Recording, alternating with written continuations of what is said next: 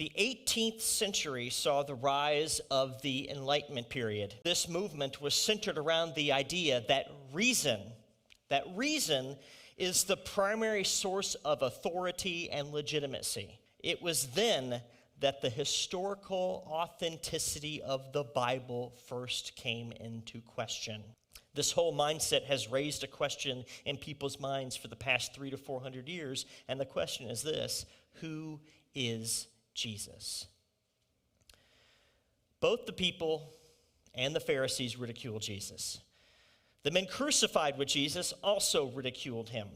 But what these people did not understand was that in order to be the Christ, he had to go to the cross. He had to.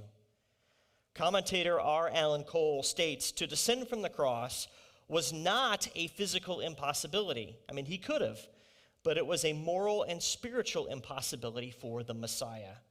If he did to be God's Christ, messiahship, and instead he would become a mere human Christ, and such a Christ could never save the world.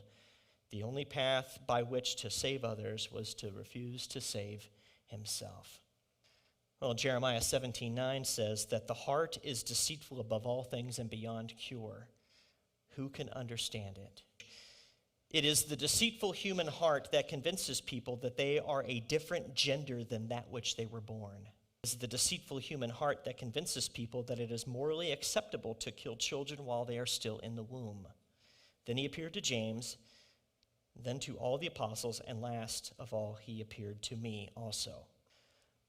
Jesus paid the ransom for our sins to fulfill the requirements of the law.